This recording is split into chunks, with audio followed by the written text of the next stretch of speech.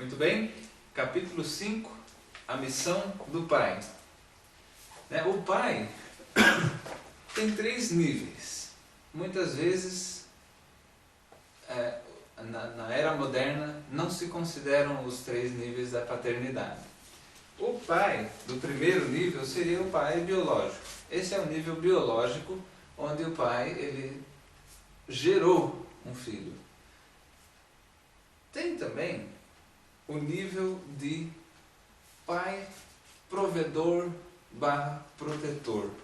Ele protege a família, ele provê para a família, ele sai, ele ganha o pão, ele traz o pão, então ele cuida da família. Muitos pais não passam desse segundo nível. Infelizmente tem o caso até de pais que não passam de pais biológicos. Nem para cuidar eles não cuidam.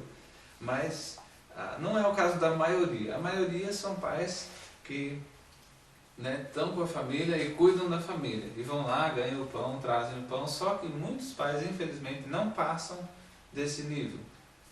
Eles entendem o seguinte: eu trouxe pão para casa, o resto é com a mulher.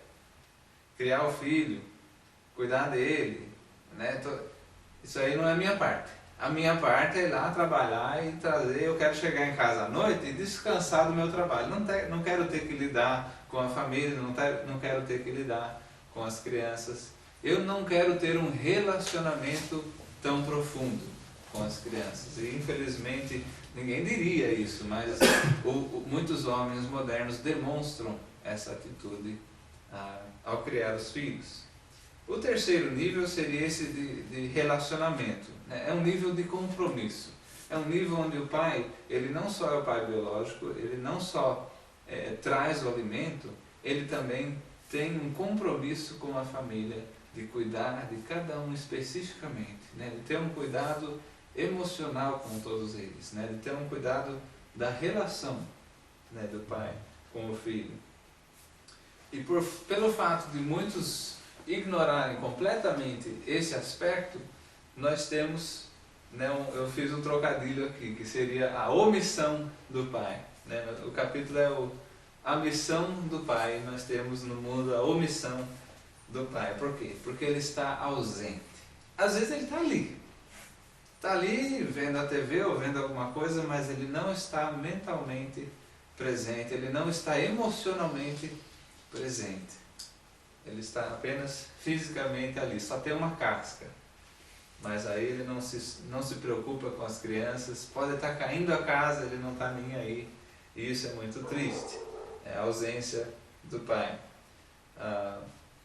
Bom, como a gente já viu então, muitos pais consideram que tem comida, tem roupa, tem onde dormir, fiz minha parte. Mas não é só isso que Deus deseja dos pais. Deus deseja que o pai estabeleça um relacionamento com os filhos. Esse relacionamento precisa ser baseado em confiança. E está aí uma chave do estudo de hoje, um pensamento principal, a confiança que o pai vai gerar. Nós vamos ver 8 deveres da paternidade, 8 coisas que os pais devem cuidar muito para praticar, justamente para gerar essa confiança no relacionamento de pai para filho. Todo relacionamento é baseado em confiança. Se não há confiança, não há o relacionamento. Então, às vezes um relacionamento ele é mais distante. Por quê? Porque no fundo a gente não confia tanto naquela pessoa. Confia até certo ponto. Além daquilo já não. A gente já desconfia. O duro é quando a gente tem esse relacionamento com Deus. Quando a gente não confia em Deus plenamente. Confia até certo ponto. Mas quando certas situações desesperadoras acontecem, a gente fica aflito para tentar resolver com a nossa força, em vez de confiar em Deus. E quando a gente não confia, a gente desconfia. E desconfiar de Deus é pecado. Então, a primeira coisa a lembrar é que nós dependemos de Deus. Ele é o nosso Pai. Nós precisamos e devemos confiar nele. A segunda coisa a lembrar então é que o pai deve gerar um relacionamento onde há bastante confiança, onde o filho possa confiar no pai, porque depois ele se torna um adulto e ele aprende a confiar em Deus da mesma forma, né? Deus hoje, para uma criança pequena, ele não vê, ele não conhece, ele não compreende. Ele só vê o pai, ele só vê a mãe, certo? Então, nós devemos modelar quem Deus é para as nossas crianças, para que eles possam aprender conosco como que eles vão ter um relacionamento com Deus no futuro. Muitos pais, eles argumentam uns com os outros, dizendo, bom, eu posso não ter muito tempo para passar com o meu filho, mas o tempo que eu passo com o meu filho é um tempo de qualidade. E daí eles definem, né? Não, eu posso não passar muito tempo, mas o pouco tempo é bastante, eu me dedico totalmente a ele, é um tempo de qualidade. E daí já vem o outro que fala, isso não é tão importante. Você está tendo só 1 hora ali por dia, isso não é o suficiente. Você precisa de bastante tempo. Eu sou um pai que eu passo várias horas, todos os dias com meus filhos. Né? E daí eles ficam naquela, não, mas o seu tempo não é um tempo de qualidade. É bastante tempo, mas não é bom. Não, mas daí fica aquela... E surge a pergunta, né? É importante quanto tempo um pai passa com o filho? O tempo que o pai passa com o filho, ou a qualidade do tempo que o pai passa com o filho, na verdade são meios de se chegar num objetivo. Então qual que é o fim? Qual que é o objetivo? É gerar um relacionamento de confiança. Então a gente diria para ambos os pais, olha, é bom ter um equilíbrio. Passam uma boa quantidade de tempo com eles e que seja um tempo de qualidade também. É bom ter um equilíbrio, mas isso não é o importante. O importante é depois ver se esse tempo que foi investido na presença do seu filho, ele gerou no seu filho um relacionamento mais profundo, ele gerou uma confiança maior. Esse é o verdadeiro teste da qualidade do tempo, né, passado com os filhos. O motivo da importância disso é o seguinte: os nossos filhos não nascem com a fé estabelecida, com os valores estabelecidos, eles aprendem isso de nós.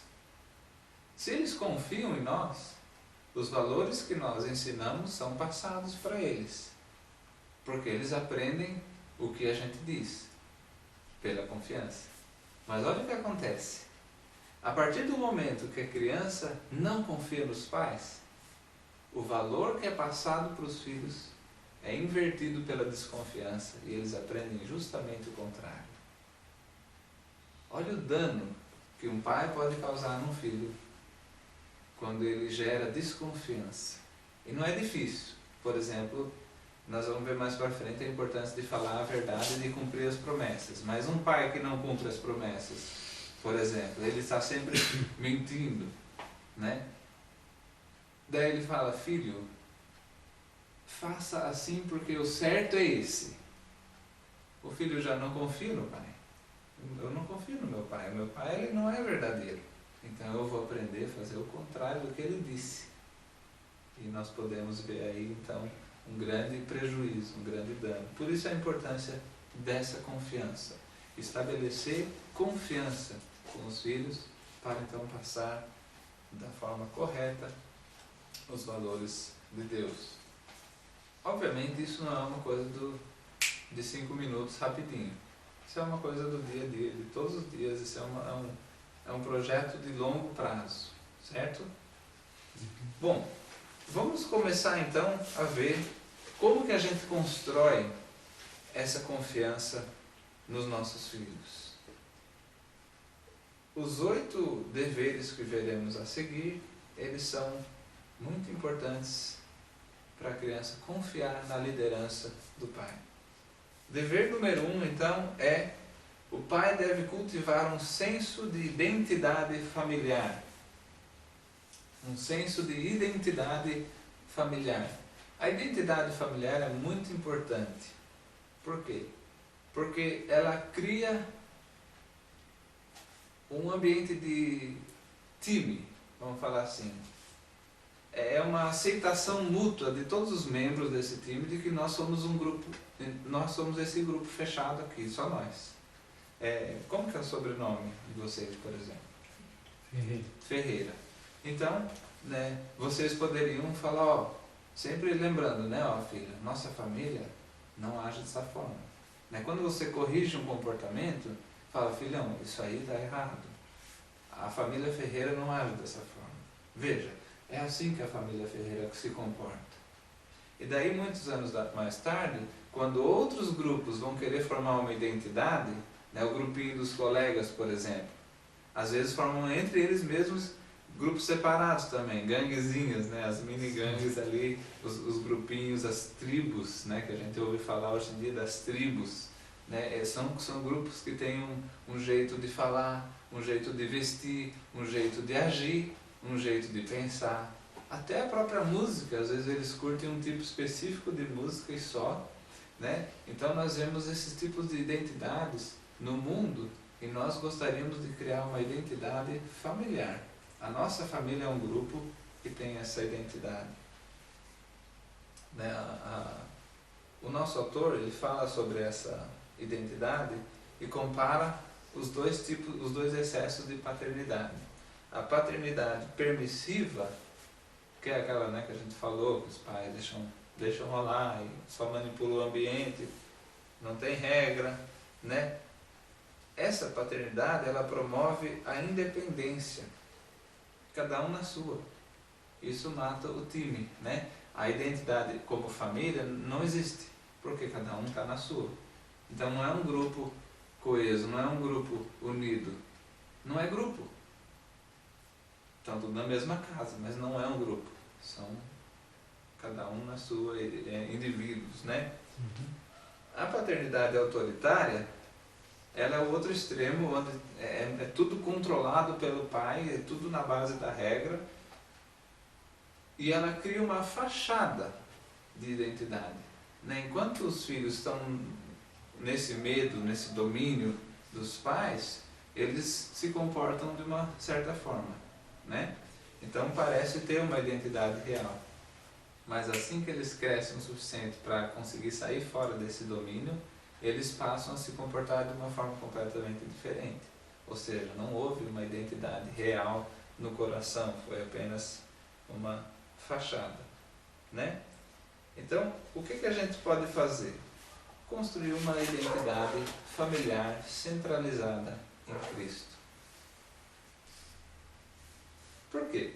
Porque o Senhor Jesus Cristo, Ele ama a igreja e cuida da igreja. Então, como líder de um grupo, Ele é perfeito. O grupo não é. Nós somos a igreja e nós não somos perfeitos em relação a Ele. Nós estamos crescendo, mas não somos perfeitos ainda. Da mesma forma, os pais, né, que já são adultos, já são maduros, não são perfeitos, mas são bem mais maduros que as crianças, e eles então devem se dedicar, né, ao crescimento dos filhos da mesma forma que Cristo ao crescimento da igreja. E nós entendemos que Cristo, quando Ele coloca os seus princípios para serem seguidos, se toda a família segue esses princípios, então todos estão andando na mesma direção, juntos.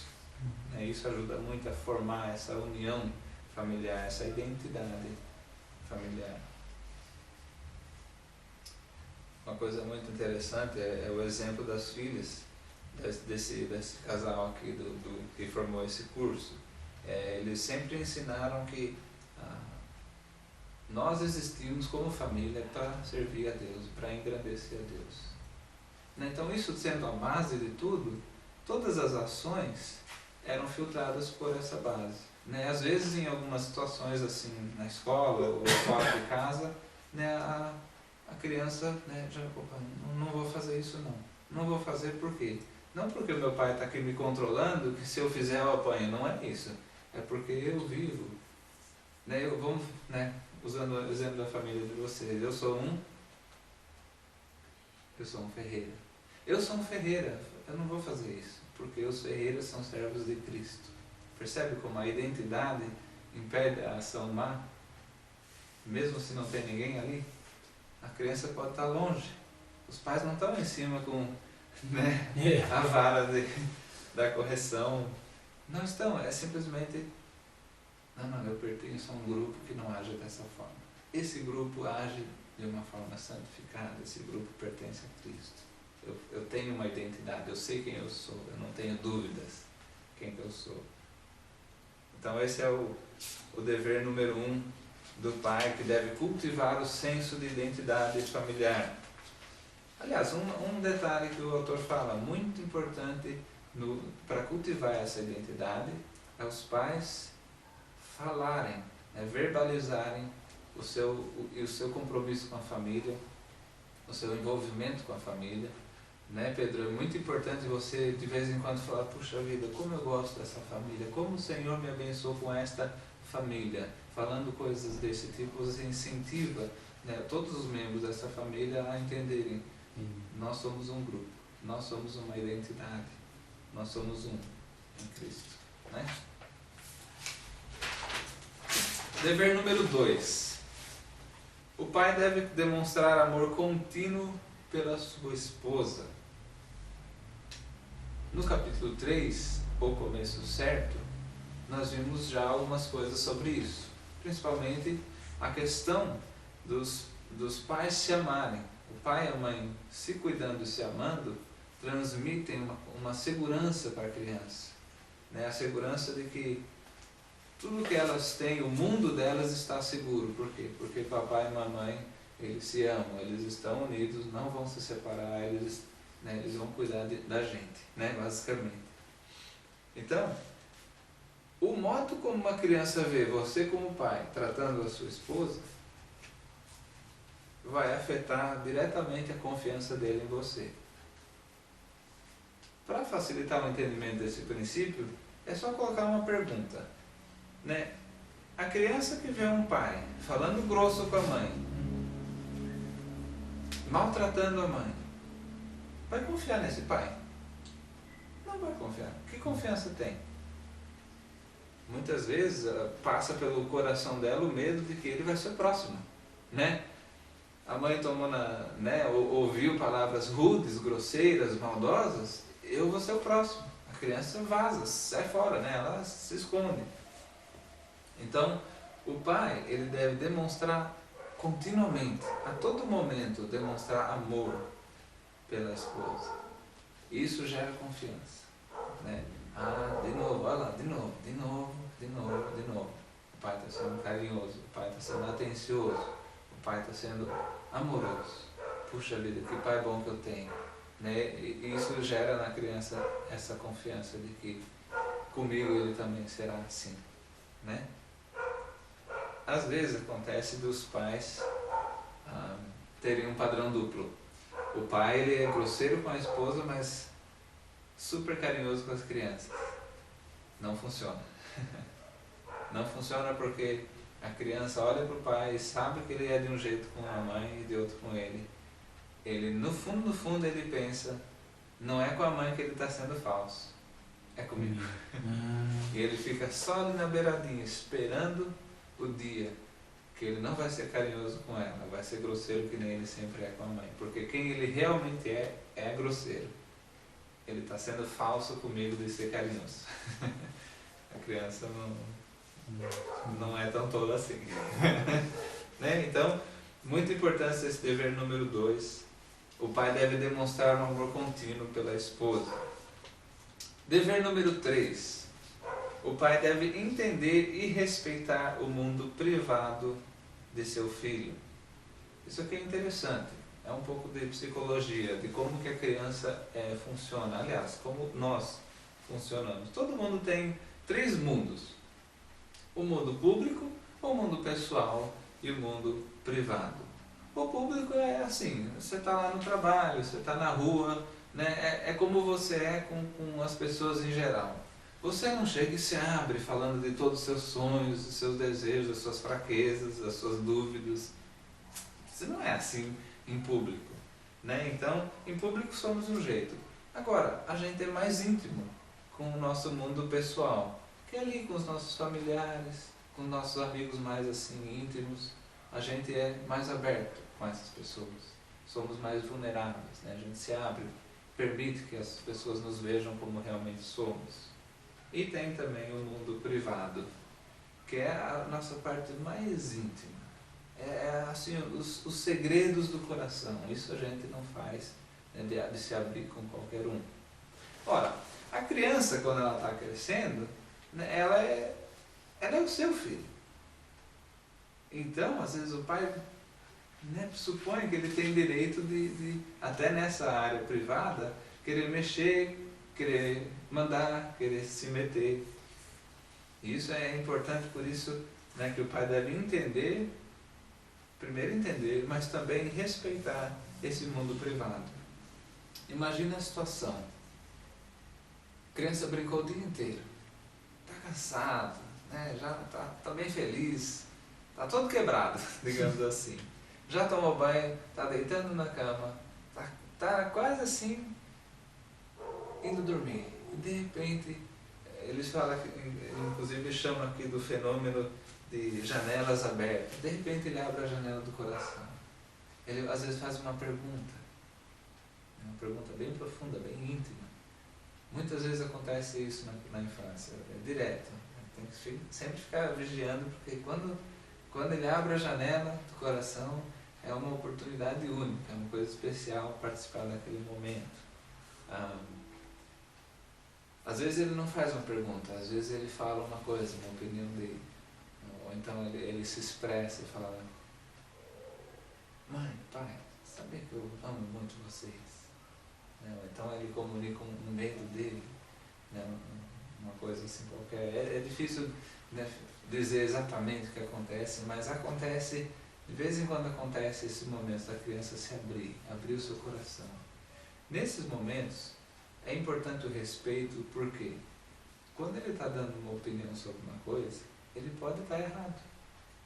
E não interessa. Não é hora de corrigir. Ele está se abrindo. Não é importante corrigir, entende? Tem horas que você vai só ouvir. Ah, é? Puxa, que legal. Talvez você também se abra ali naquele momento. Fale o que você sente. É gostoso ter esse momento assim. Só que quando os pais não respeitam esse mundo privado, que é assim íntimo da criança, eles não respeitam, eles querem tentar mudar as coisas, eles geram então essa desconfiança. Né? A criança pensa: puxa, eu fui me abrir para o pai chegou e me criticou, não vou me abrir mais para o pai.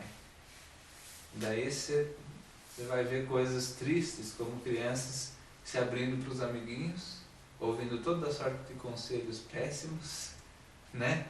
E, etc. É importante então haver esse respeito, né? Se a criança pede opinião, você dá.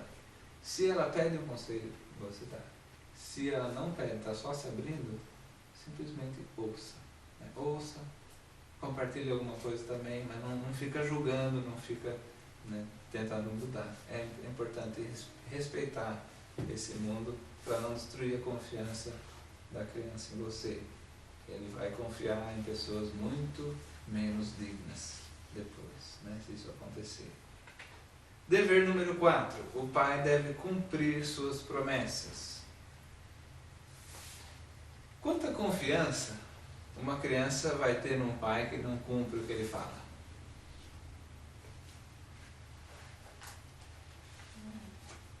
Você falou, não fez. Confiança, 0. Nota 0, né? Por quê? Porque falou, não fez. Certo? Às vezes os pais eles estão acostumados ao mundo adulto e não se tocam que as crianças levam bem a sério as palavras, né? Então ele dá o exemplo aqui do pai que fala: nossa, mal posso esperar pelo verão, quando chegar o verão nós vamos viajar e nós vamos acampar uma semana inteira. Às vezes ele fala isso só desejando isso, mas ele não vai fazer isso. Mas ele falou que vai fazer. Não falou? Mal posso esperar para chegar o verão. Quando chegar o verão, nós vamos viajar, nós vamos acampar uma semana inteira. Uma criança fica pensando, meu, que aventura! Uhul! Mal posso esperar chegar o verão. E eles ficam contando. Já dá para tirar, né, começar a tirar as roupas? Está quente? Eles estão querendo que chegue o calor logo. Quando chega o verão, tá, já é verão. Tá, o verão está passando. Tá quase no fim. Tá, passou o verão, e agora? Né? O que aconteceu com a promessa? Não houve um momento em que o pai, né, se ajoelhou e falou, Senhor, juro, né? Às vezes alguns juram, né, eu prometo para vocês que será assim, ó, tal dia. Não houve isso, mas ele falou que ia fazer. Então, muito cuidado, né? Se falou, então faça. Se não vai fazer, nem fale. Nem fale, né? É muito importante o pai cumprir as promessas. Aquele negócio de, filho, olha, essa semana eu estou ocupado, mas ó, no fim de semana nós vamos fazer isso que você está dizendo. Nós vamos, né, sair, nós vamos andar de bicicleta juntos, nós vamos, sabe? No fim de semana a gente faz isso. No fim de semana chega, um parente, né, liga, a gente vai visitar alguém, não sei o que, passa o fim de semana, passa a semana inteira e a criança liga. É assim?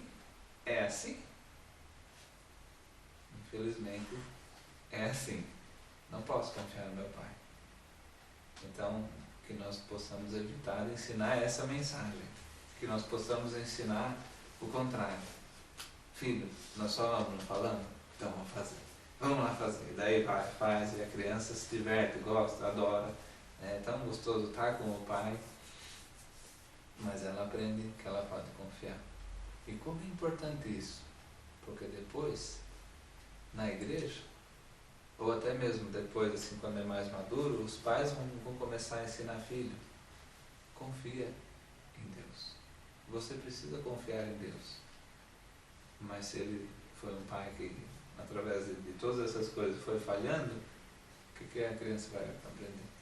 Confiar em Deus do mesmo jeito que confia no pai, ou seja, desconfiando, né? Continuando, vimos 4 mais 4. Dever número 5. O pai deve dar a seus filhos a liberdade para fracassar.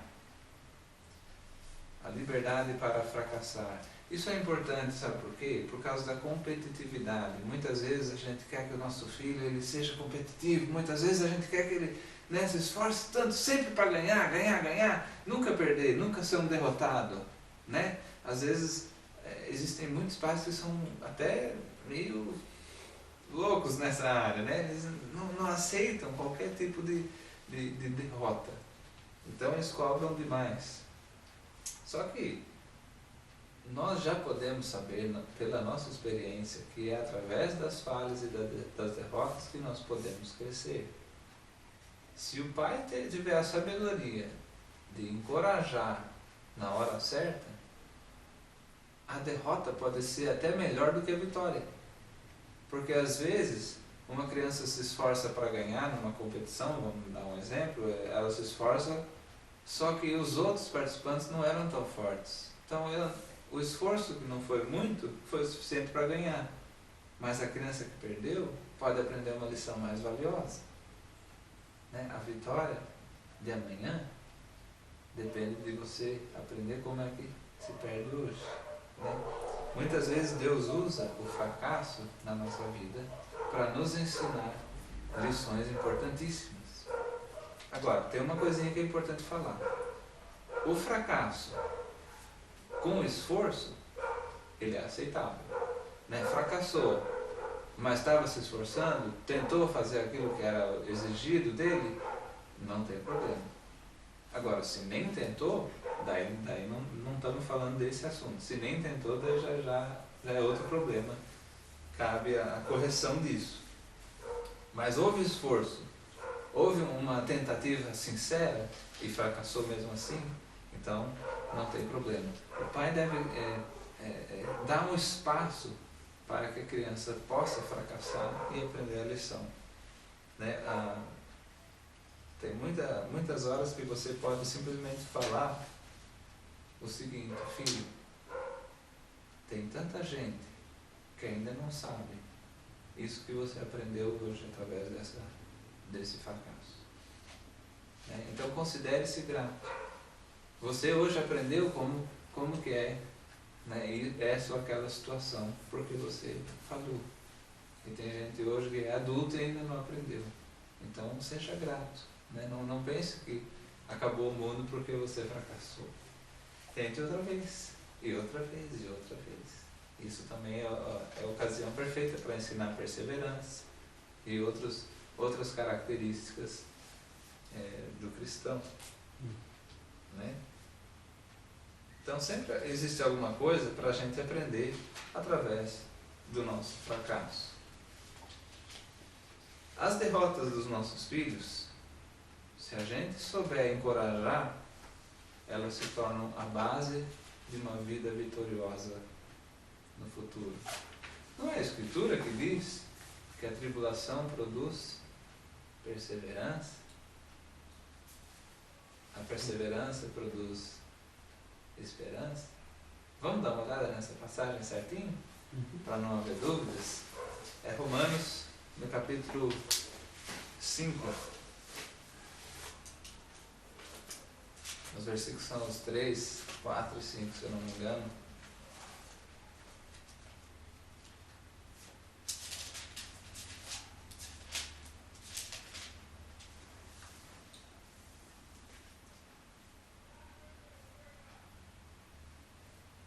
Você pode ler alto, por favor?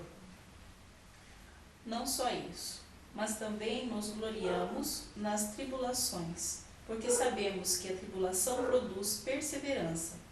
A perseverança, um caráter aprovado. E o caráter aprovado, esperança. E a esperança não nos decepciona, porque Deus derramou seu amor em nossos corações por meio do Espírito Santo que Ele nos concedeu. Olha só que passagem maravilhosa. Falando da tribulação, então visualiza, está numa dificuldade. Aquela dificuldade pode criar um certo desespero. E agora, o que eu vou fazer? Né? Estamos no meio da dor, muitas vezes. Mas a palavra fala que essa tribulação ela vai produzir o quê? Um caráter aprovado. Né? Numa outra versão, a tradução disso é experiência. Porque já passou por aquilo, já formou o caráter. Né? E daí o que esse caráter aprovado, essa experiência produz? Esperança. Esperança. E a esperança não confunde, ou seja, não engana, não deixa na mão. A esperança, ela sempre se prova, porque ela é baseada em Deus. Olha que interessante. Nós passamos um problema e nós falhamos, mas Deus é fiel e nos sustenta. Na próxima vez que houver um problema, eu já passei por um problema antes. O que aconteceu naquele problema? O Senhor cuidou. O Senhor foi fiel. O Senhor foi todo-poderoso. Né? A gente aprende muito disso nas lições da nação de Israel, quando Moisés, pela mão de Deus, conduziu o povo para fora do Egito, e das 10 pragas, e também das várias vezes que eles precisaram de água, e o povo, em vez de ter, né, de lembrar, não, o Senhor já cuidou do faraó, vai cuidar da água também? Não, eles reclamavam. Mas aí o Senhor, o que ele era? Fiel, sempre fiel. E ele cuidava do povo, e o povo sempre tinha então as suas necessidades satisfeitas. Bom, tudo isso mostra o valor do fracasso, da tribulação, de uma situação chata, né, de uma situação triste. Os pais devem sempre permitir que isso aconteça e não cobrar demais. Né? O pai que cobra demais, ele cria uma neura no filho e ao mesmo tempo ele cria uma desconfiança, porque o filho não vai confiar no pai, que o pai vai entender. Sempre que ele tem um fracasso, ele vai procurar esconder de alguma forma, que senão vai tomar crítica, vai tomar na cabeça, não é assim que a criança se sente. Né? O pai não vai entender, ele não me entende. Como é bom quando a gente percebe que o nosso filho vem comunicar as suas derrotas para a gente como pai, porque ele sabe que a gente entende, porque ele confia. Né? Como é bom isso, né? E é isso que a gente então gostaria de desenvolver através desse ensinamento, né? O pai, então, deve dar a seus filhos a liberdade para fracassar. Se o pai não vai estar do lado dele nos piores momentos, eles vão arrumar outra pessoa para estar do lado deles nesses momentos.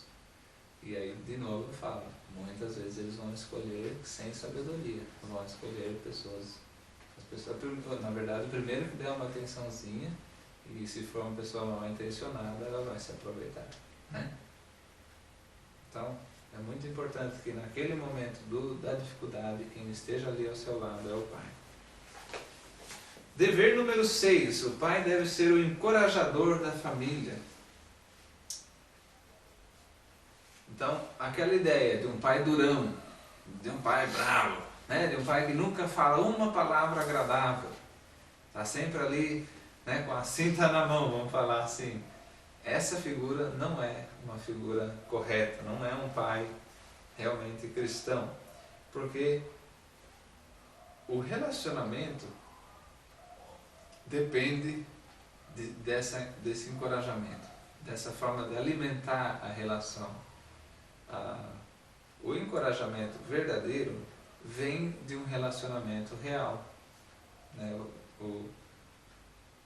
Muitas vezes a própria presença do pai já basta. Às vezes um sorriso basta, né? Eu visualizo assim a situação da criança tentando fazer alguma coisa e está difícil, ela é pequena, não consegue. Ela olha para o pai assim, né? Buscando forças. O pai dá aquele sorrisão assim, vai lá, filhão, vai lá. Sim, mas não fala nada, só um sorriso. Ele se concentra e tenta de novo, né? Muitas vezes a expressão do pai vai encorajar e vai transmitir essa coragem para as crianças. E essa coragem, esse encorajamento, ele constrói confiança. Uma coisa que o autor achou muito bonito e quis compartilhar aqui é a questão dos bilhetinhos do pai.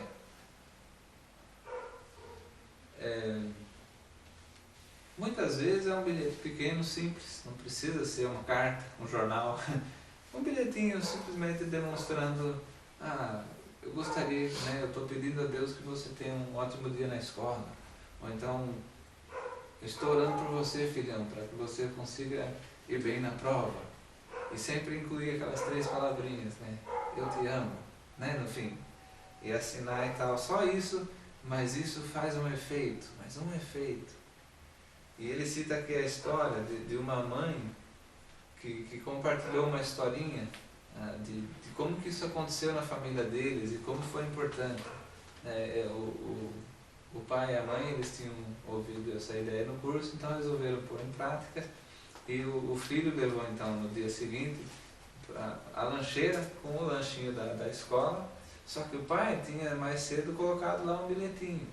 Era um bilhetinho simples, ele fala aqui alguma coisa, espero que você tenha um bom dia na escola, vejo você em casa quando voltar, te amo, pai. Só, né? Coisinha simples, estava ali junto com o lanche da criança. Ele foi para a escola, chegou a hora do recreio, comeu o lanche, não viu o bilhete, voltou, pôs a lancheira lá onde ele sempre põe, a mãe abriu e viu que o bilhete estava lá e viu que, assim, do jeito que estava, ela percebeu que ele não tinha nem visto o bilhete. Então ela, né, falou assim para ele, filho, acho que você esqueceu de ver uma coisinha aqui. E ele foi dar uma olhada, e aqui ele fala assim, o menino pegou o bilhete, leu, e na hora assim ele caiu em pranto, ele caiu no choro assim, começou a chorar. Daí a mãe abraçou o menino, filho, por que você está chorando? Essa historinha aí mesmo, né, que está numa letra menor. Aí bem no finzinho ele respondeu, eu não sabia que o pai me amava tanto.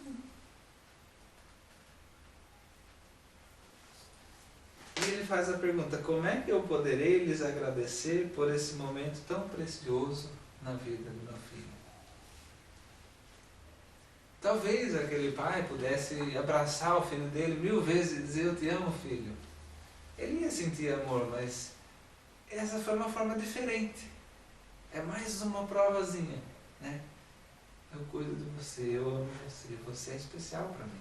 Você não é qualquer um, você é meu filho, né? Então, é interessante que às vezes você não usou nada, um pedacinho de papel, um lápis, uma caneta, rabiscou ali rapidinho, não levou nem 30 segundos, colocou num lugar visível, colocou na cama, no travesseiro, na lancheira, no caderno, fez uma carta mesmo, pôs no correio e o filho recebeu. Tem várias formas. E não se gasta tanto esforço fazendo isso, mas o impacto que isso tem. Qual que é o impacto? É de criar coragem, é de criar ânimo, é de criar confiança no coração da criança. Então o pai deve levar muito a sério esse seu papel de encorajador da família. É muito importante, de vez em quando, está ali na mesa, está jantando, leva a sério, para e fala alguma coisa que encoraje, né? Lembre, né, de dar aquele, sabe, filho, eu tenho muito orgulho de você. Você está de parabéns, por isso ou por aquilo. Você pode, né, ficar atento durante o dia e depois fala. Eu vi quando você estava fazendo assim, assim, assim. Fiquei muito orgulhoso, filho. Está de parabéns, né? Etc. Fazer esse tipo de coisa. E não só com os filhos, né? Com a família toda, com a esposa e com os filhos. É o papel do pai de sempre, né, tomar as rédeas e, né, essa carruagem ela vai andar animada, vai andar com coragem, vai andar feliz. Dever número 7. O pai deve rotineiramente abraçar seus filhos. Não interessa se o toque físico não é o forte do pai ou também não é o forte do filho. Esse tipo de coisa os filhos só vão definir mais tarde na vida. Só que ficar sem, principalmente nos anos da infância, bem pequenininhos mesmo, isso faz uma falta. Faz uma falta. E o abraço é uma coisa tão especial porque ele comunica intimidade, ele comunica carinho, ele comunica esse amor, ele comunica um relacionamento que é real, que é de verdade. Então às vezes você está ali, você segura nas mãos, segura no braço, segura, põe a mão no ombro, ou abraça, ou só encosta, né? Tudo isso, esse toque físico é importante para demonstrar e transmitir sempre, todo dia, constantemente, esse carinho e essa intimidade. É engraçado que a mãe também deve abraçar, é uma coisa especial da mãe, mas o abraço do pai é diferente do da mãe. Todos nós tivemos pais e mães, então a gente sabe, né, a diferença. O abraço da mãe muitas vezes é de ternura, de carinho, mas para se sentir seguro não tem nada como os braços do pai, não é verdade? Verdade. Eu tive pelo meu pai, meu finado pai. Meu finado pai, quando eu abracei minha mãe sempre, ela sempre ficava para trás, sabe? Não dava. Já meu pai eu abraçava ele já mais espontâneo e ele ficava super contente. Ah, que coisa, né? Deixa eu te perguntar, hoje, o que você não faria por um abraço do seu pai, mais uma vez? Nossa. Ele não está mais aqui, você não sente falta? Sinto. Eu falo para vocês, eu já sou adulto, mas eu gosto muito de abraçar, eu abraço os irmãos, mas um abraço do meu pai, para mim ainda está na melhor categoria. É diferente, eu gosto muito do abraço da minha esposa, mas ele é um tipo diferente de abraço. O abraço do pai. Ele transmite uma segurança, uma coragem. Sabe, ele consola, mas o da mãe consola mais. O do pai, ele conforta. Ele dá aquela segurança mesmo. Aqui eu estou seguro, aqui ninguém mexe comigo. Aqui esse homem é o homem mais forte do mundo. Não é verdade? A criança, ela sente isso. E só o pai transmite isso, a mãe não. A mãe transmite outras coisas muito importantes. Agora, a mãe já costuma abraçar, beijar, está sempre em cima. Às vezes a criança está, dá licença. É brincadeira, mas força de expressão, né? A mulher já é naturalmente carinhosa. O abraço do pai é importante ter. É importante porque ele faz diferença. É tão gostoso porque o abraço é uma coisa que também não custa nada. Não custa. Mas a gente precisa ter a iniciativa de ir lá e abraçar. De ir lá e segurar. E o tempo, a idade, nada disso faz diferença. Uma filha, tem pais que a moça chega na puberdade e eles param de abraçar. É bobagem, eles pensam, ela está formando o corpo de mulher e pensa então que é diferente. Mas ela ainda é a filha dele, ela ainda é uma menininha no coração. Às vezes ela não mudou nada, o corpo está mudando e ela vai mudar depois, em consequência disso, porque é uma realidade diferente, ela tem que entrar ali no jeito da coisa. Mas pai, e o meu abraço? Às vezes se sente carinho. E daí, mais uma vez, o pai não está dando esse tipo de carinho, não tem mais essa intimidade, ela vai buscar. E ela geralmente vai encontrar num lugar que não é bom. Às vezes uma pessoa, os predadores, eles ficam atentos para esse tipo de carência e eles se aproveitam dessas situações. Então, isso é uma coisa, inclusive, importante para já ir preparando o filho ou a filha, tanto faz, para o futuro, talvez, se eles forem casar, né? No casamento, eles vão ter essas coisas também, da intimidade, um com o outro, e o pai, ele vai suprindo essa necessidade da criança até ele entregar nas mãos da outra pessoa. Daí, agora você cuida, mas até então, é dever do pai de estar sempre cuidando. Então, esse dever número 7 é do pai sempre, costumeiramente, abraçar seus filhos. E por fim, o dever número 8. Esse é um dos mais importantes, eu acho que foi deixado para o fim por isso. Ele é um dos mais fundamentais. O pai, se ele vai construir um relacionamento de confiança com seus filhos, ele deve construí-lo na palavra de Deus e não na sabedoria humana. O motivo é bem simples. A confiança não pode ser separada da verdade.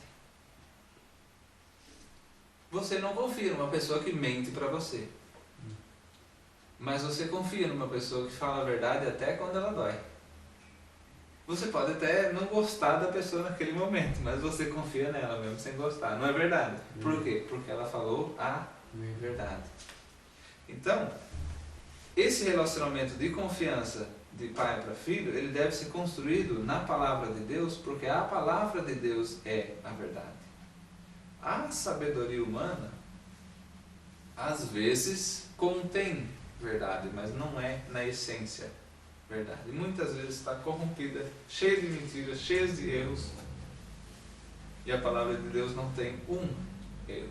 Olha que maravilhoso, né? Que nós temos o nosso Pai do céu, em quem nós podemos confiar, e Ele nos dá a sua palavra, e a sua palavra não tem erro.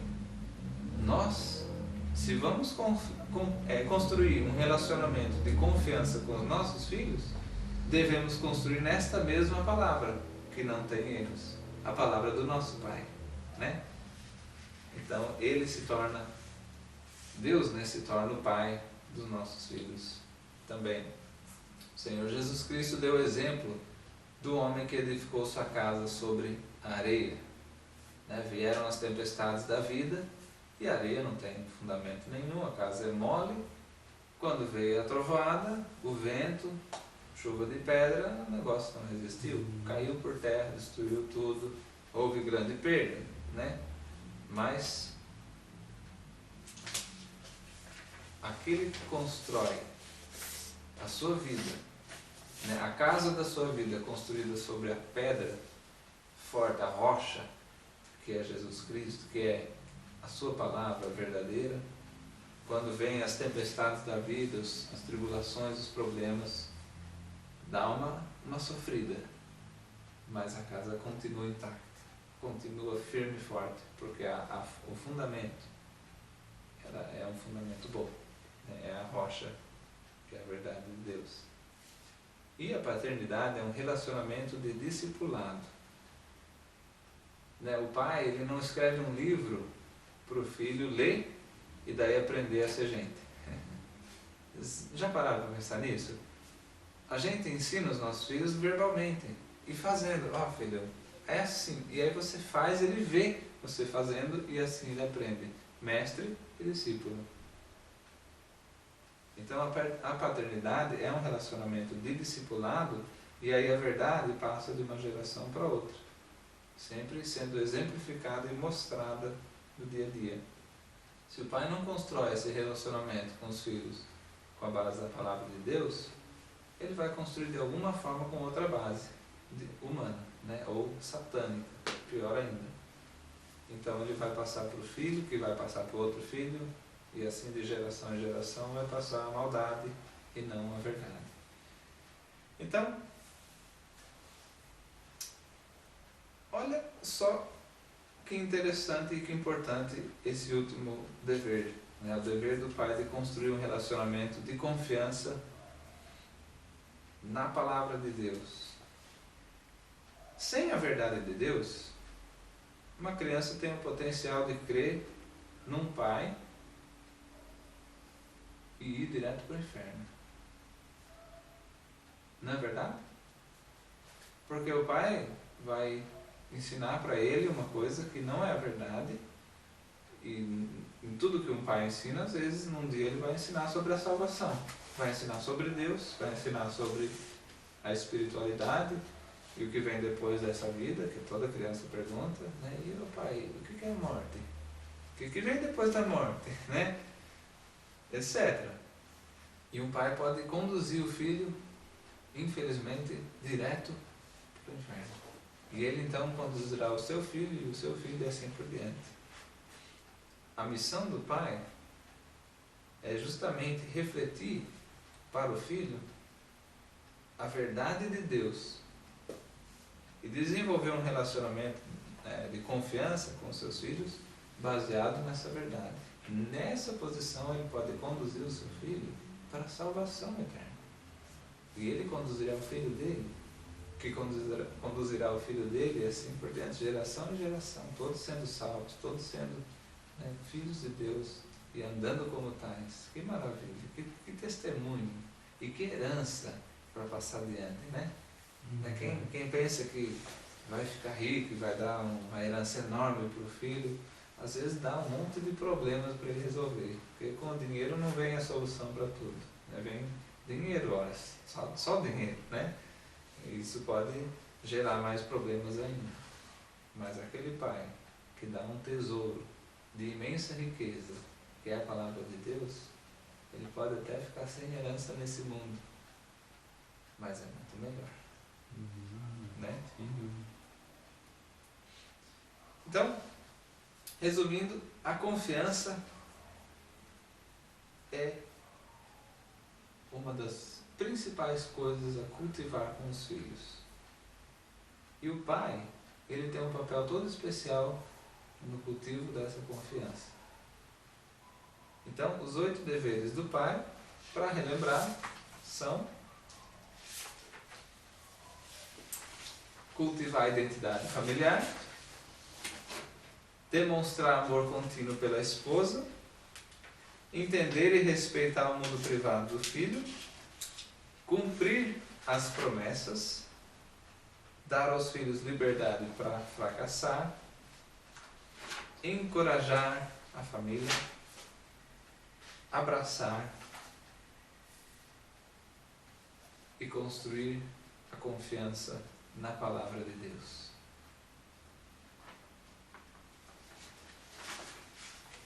Eu desejo para todos os pais que eles não sejam pais omissos, pais ausentes, e sim que essa missão de pai possa ser uma coisa repensada e relembrada diariamente, para que nós possamos, como pais, transmitir uma coisa maravilhosa aos nossos filhos e conduzi-los a uma herança espiritual maravilhosa, que é ter Cristo no coração e no dia a dia. Amém. Amém.